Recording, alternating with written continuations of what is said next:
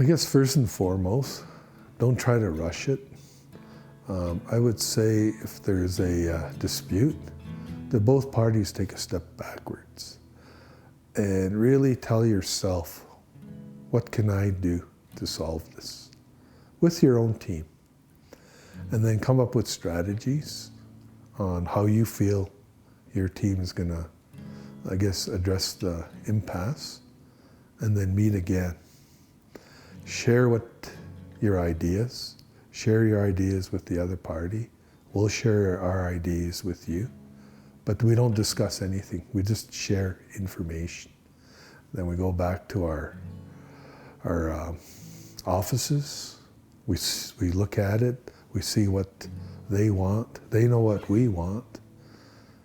And then we say, okay, well, we can do this. We can't do this. We're willing to change this.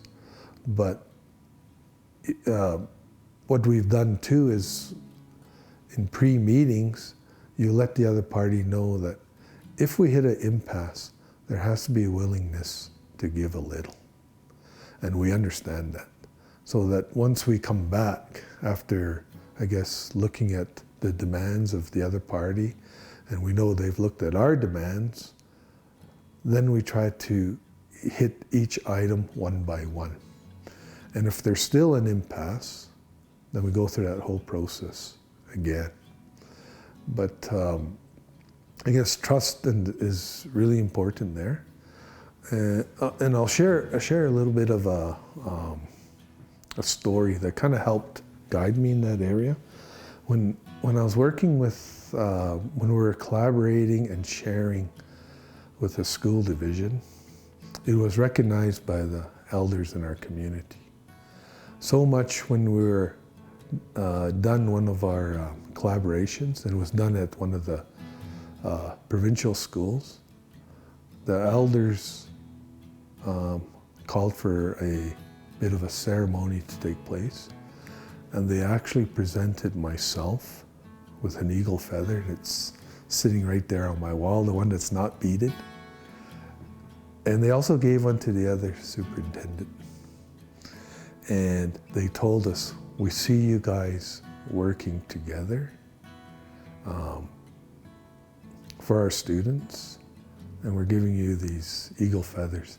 And it's one of the highest honors you can get from an elder, is an eagle feather. And there was a couple of times where we were facing an impasse or a rocky part of our negotiation, and both of us pulled out our eagle feathers.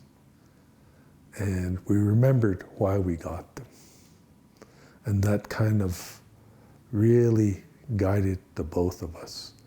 You know, I know, honestly, I was getting a little upset, but once I was holding that eagle feather, kind of grounded me. You know, I realized this isn't about me, this is about the students, and I'm pretty sure it happened with the other superintendent, and we're able to move on that.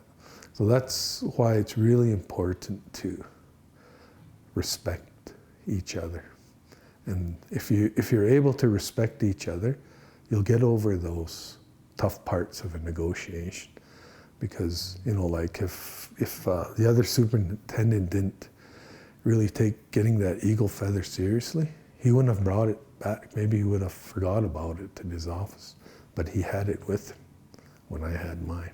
And that's how strong that mutual trust can be. One thing you have to, I guess, really share is, you know, you're going to hit those moments. We knew we're going to have those, but we also knew that, you know, that's just a little part of the big process, and we knew we had to get through those. So by having something in place, like with the eagle feathers type thing, it really showed to both of us that, you know, like when we hit this rocky spot, we're going to have to keep working together for the benefit of the students. And there's no room for like giving up or saying, we're leaving, that type of thing, this negotiation.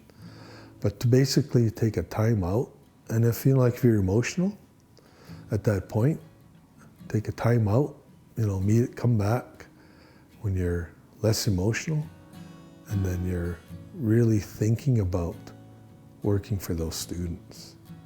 And that's what needs to drive you. It's just those students, because